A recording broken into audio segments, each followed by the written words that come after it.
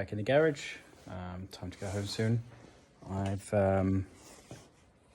This is the second update on the Alfa Romeo Sprint I've got, and next thing now is to weld in this patch I've been putting together.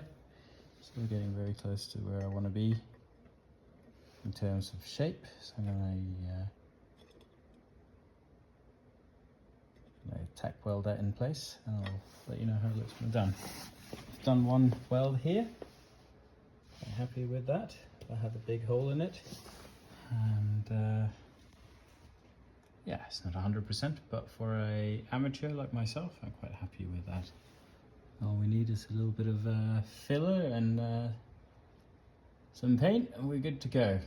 So for now, I'm probably just gonna spray this in a primer or just a clear, just for fun, because there's so much on this car needing doing, and I do not have the funds or time to paint it now.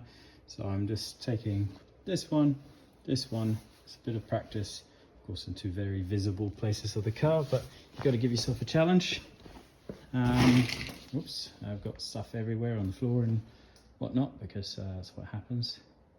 But yeah, a bit of practice on the Sprint, and then we can go ahead on the sedan as well. But I'm coming to the conclusion that I just want a running car. The goal is National Alpha Day, which will be coming up this summer, and it'd be really cool to go in this. And I'm hoping to bring Phil, the guy I bought the car from. So fingers crossed we'll make it. There we got the panel in. Fairly happy with that. Looks all right. Better than a big hole. I'm doing that now because that's going to take me ages and ages, but probably by the amount of filler you can see on this part of the door, we might be looking at a reskin. Might be easier, or partial reskin from somewhere. We'll strip it down and see what it looks like. That might be easier than doing anything else, because there's a lot of filler in that door. So there'll be stuff down here as well. You can see the filler and whatnot and the rust, but that is a job for another day. Yeah, I don't want to tackle that right now, but come winter we might take the sills off and start sanding and seeing what we can find. But the goal is to get this car running for summer, the summer challenge, and if I can't do that, then so be it, but we'll give it a good go. You can see this side, it's got a very nice panel gap here, and that's probably about an inch of lead inside here compared to the how we could see on the other side. But this side is surprisingly good. This door is good. I know there's got to be fun inside the arches, so we're not even going to go there for now.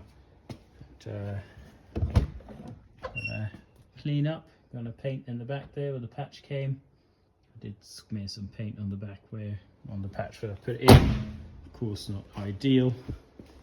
Doing my little acid cleanup things here, which is a bit of fun. So clean that up, and we're just going to have a bit of a scabby looking car. But I'd rather get these things sealed off rather than them. Well, I go out for a show and it rains, and all the water creeps underneath all these creaking cracks here and just continues to corrode the car. So I'd just try and stabilize the car as it is. We might just rub some, go over all of these things. I'll put grease on that now, but when I degrease it, polish it, I might also go over the rusty bits with some cooked linseed oil, which will stop it from corroding any further. The bonnet I'm not going to do with anything now, but there's obviously this a little bit of rust developing around the corners here, and of course the top rust here, the sides. It's a proper mess. That's what happens when I'm here alone, but I'm going to spend the rest of the evening tidying up, so it looks good here again. But yeah, I think the bonnet is another winter project that come off and be a separate job, and the same goes for the driver's side door. The rust underneath is also a winter project, either this winter or next winter. The idea is to do bits so the car will be drivable if we can get it to go. As I said earlier, I do now have compression in 2 cylinders to 2 rear cylinders. The other ones are pretty low. There is compression, but low. Of course, if you fire it off, it might burn off some carbon from the valves. Could pull the head, but that's not always fun on these cars because you have an aluminium block on iron rods, and anyone that knows those things can stick pretty darn good. So I try to avoid that. So we might go ahead and try and start this car without pulling the head, and hopefully the carbon will burn off the valves and give me compression in all cylinders. That's wishful thinking. If that doesn't happen, we'll pull the head and we'll go from there. But I am pretty sure this engine will be, it will start, it will smoke, and we'll be happy to come back to life. I'm going to give that a full oil change for the startup. I'm not going to be one of these cowboys that just tries to start it up with the old oil. This car is too expensive to fix in terms of what the parts cost, so we'll try and be as good as we can. So, a little reminder to myself, cover up any windows, glass, mirrors, if you're going to weld close to it, and grind. I was so excited about the welding thing and nobody's told me, but I should have known. You can get splatter on your window, especially when you grind, and I did. So now it looks like I've got a meteor strike on my windscreen. I'll live with it. It is what it is, but from being a very good windscreen, it's now a okay windscreen, and that's my own doing. So we'll not do that again, ever, in my lifetime. I hope you don't as well, if you haven't done it. Just, yeah, cover your windscreen in a wet rag or piece of leather or something, and yeah, then you can grind. All these little lovely spots, some of them are all damaged from before, but a few of these spots here, that's from me. Yep, luckily it's just the corner here and not really on the front windscreen. Well, that one is, that one is, that one is, that one is. So I can remind myself every time I'm out driving that I'm a numpty. So also had a little bit of splattering here. Here's a nice souvenir, this one here, and this one, and this one, even over here, and here you can see it all over. So of course some of these, no, who am I kidding, most of these are created by me. I was so happy with the glass on this car, and I rendered. Luckily this door's been open, so it hasn't really affected the door, but this is the one glass that has scratches from the window winder mechanism. That of course got away pretty much scot-free, so well, that's good. If we look at the glass on the other side, it does not have all these small little specks. It does have some defects, but I've probably added most of these on this window, and in the front windscreen bottom left corner here I've added a bit. So every time I'm out in the sunshine, that's gonna go and be right in my face. It's a new day, and I've removed the bonnet off the car because I intend to do a bit of work in the front here now. The goal is to get this water pump off because, well, yeah, it's not very happy, is it? So to do that, it's much easier. Well, you have to take the bonnet off to get to the radiator. And while we are here, it'd probably be a very good idea to lift the radiator out of the car. And we'll take that outside for a good flush. Figure out how to get this thing off. Bloody hell, no clue how. Is that a little bolt there or something? Try and figure out how to get this off. Of course, very easy to get to. So this has been fitted. Take the fan off. I don't know if I want to put the original fan and cover back on. I'll have a think on that while this comes out. And we could also have a clean up in the front here while we get access. So one thing at a time. When this comes out, it'll be easier to take the brake booster out, so we might as well take that out and take it apart and clean that up and see what condition that's in. I'm sure that's stuck, and we got the fuel filter down there we're going to take out. I'm semi-tempted just to take the carbs out as well and fit the carbs from the other engine. They're a lot cleaner, and I know it came from a running engine 2 years ago, so for the time being that might be an idea. But yeah, one thing at a time. First thing is to remove the radiator, and to do that we need to free up see if there's any water in it. I don't think there will be much. Not too excited about it, but there you go. The bonnet will be a winter project. I will intend to get this patch panel, whatever's been done here, grind that off, make a new one, sort all of this stuff out, and weld it properly in. This is what we're dealing with. Works, but yeah, I'd like to make an inner bit to go at least from here where it's solid, replace this here, and replace what's knackered here. That is a winter job. For now, we're going to see if we can get this car running reliable for this summer. Still have a few months on it, a few months to go. Either that or it will be our winter beater.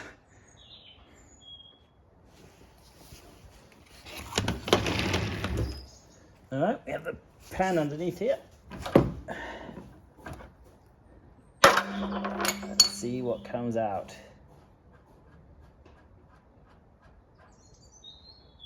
Oh dear. To be fair, I just don't want to force the plug on the underside, but it looks like this has been... Oh, there's the water. There's the stuff in there. But this water pump might be seized simply, and there's coolant in it as well, which is good. This water pump might be seized because it's dry. So that's sort of good. But I still want to get this off, and then we can give it a good flush. Well, good news is the gunk that's coming out now looks pretty good. That looks actually really good. Of course, I've just been flushing it. It's coming out there at the bottom. I suspect this water pump might be fine. I'm going to take this radiator out anyway so I can access everything else, but I have a feeling if I get this water pump out, take it apart and clean it all up, I think it will be fine. I just think it's dry. Well, I've got the radiator out, which is good. It gives me access to various lights and various other things, which is good. That's pretty manky down here, so we'll do a very, very, very basic cleanup.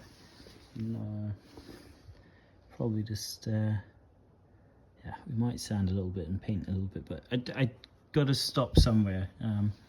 If we're going to do this car, the engine has to come out and do the full bodywork and everything else, but we're not going to go that far. We're just going to give it a clean up, prevent rust from spreading. I mentioned earlier, this is seized, but it's been dry. That's probably why it's seized. This is seized. That should not be seized, but it is. So I'll take that out while we're down here. Got easier access. The thing that looks like a real fun thing to take off is the thermostat. It doesn't look too bad on the inside, so hopefully that's fine. We might just leave that where it is. It's been soldered on. I do believe I have a better one, but if that's stuck on there, I don't know how far I want to ruin my life by trying to free that off. If anybody has any suggestions, please leave it in the comments. Don't need this anymore. Cover that up.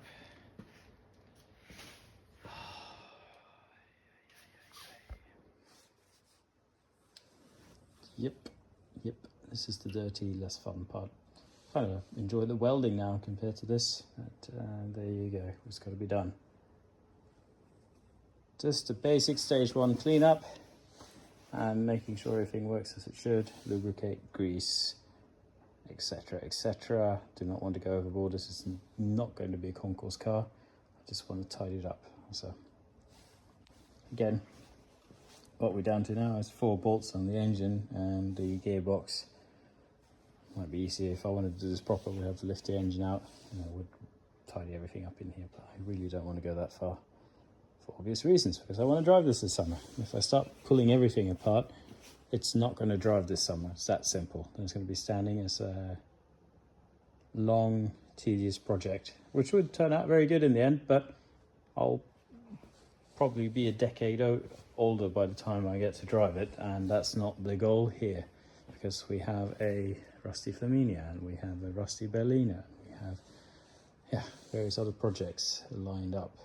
Just want to make this a reliable driver, but taking the carbs off to clean that up and make sure. I should just leave it, shouldn't I? It looks dirty and nasty, but should work.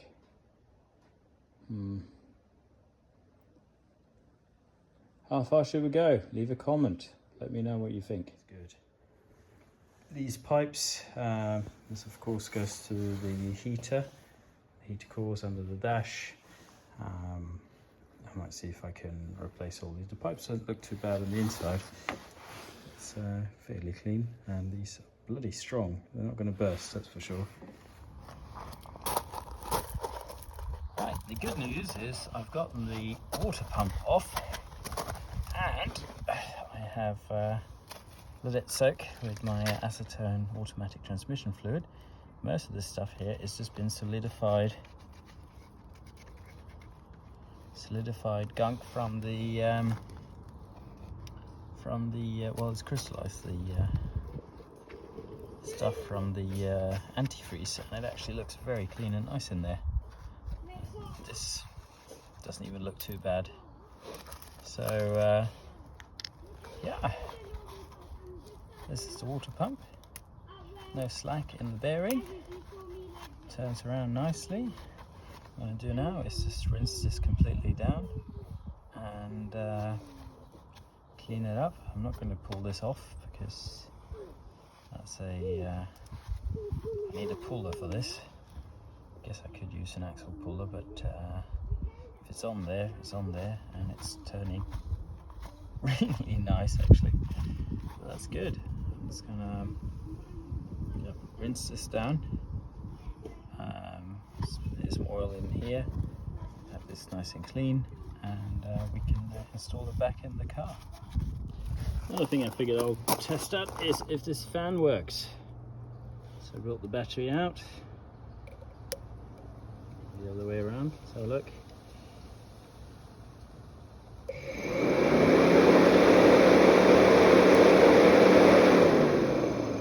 Yeah, it works. Well, I'll leave it on there then. Fair enough. If the thermostat doesn't work, I can just connect to a switch. I can just switch it on and off whenever I feel like it. Good stuff. Oh, at least I know what kind of antifreeze was in it. This was kind of like a overflow bottle. It's still got gunk inside. Good stuff. We'll look at the water pump. We can have a look at this. This is the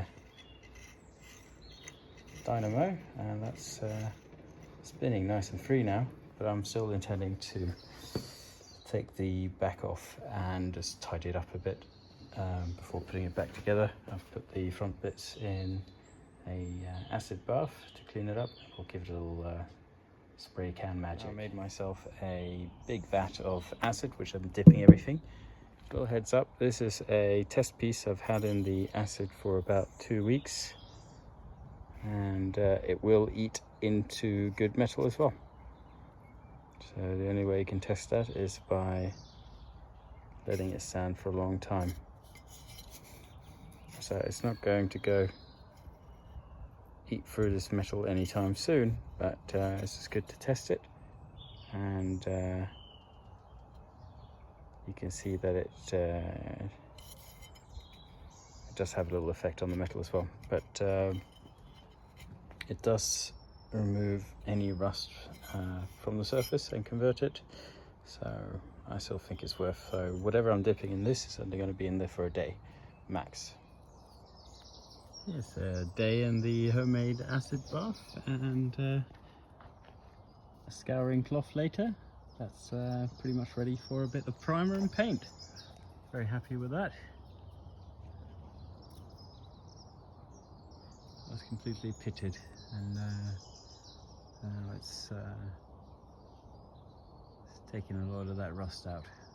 Here's the water pump, cleaned up, and that is good enough. Going to clean the gasket surface a tiny bit more up before I fit it, but the actual pump itself is looking really good, and it's spinning really freely. There's no nasty sounds or anything when you spin it around, so yeah, that's super.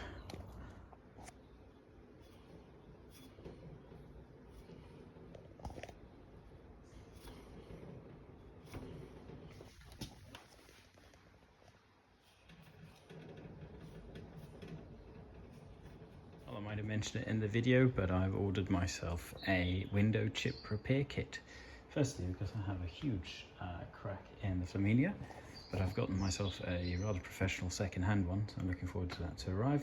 And I'll see if I'll have a go at filling some of my little spots, which I created on the windscreen, or the windscreen and the side glass here, from my stupid action of not covering the windows. So that'll be coming up in the next video, and in the next video will be a heck of a lot more cleaning to do.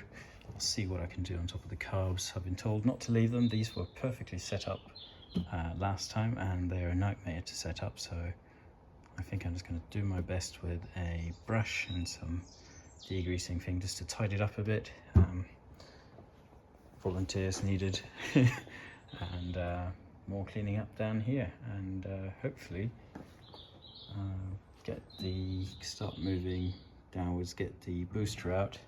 I'm going to need to empty the system for brake fluid, and get the booster out, get the fuel filter off, because now it's much easier to get to it. And I need to sort out the relays, because they don't seem to be wired up correctly, because when I'm in drive I only get light on one side, not on the other, etc. So we'll have a look at that as well. So lots of fun to be had. Hope you enjoyed the video, and until next time, have a good one.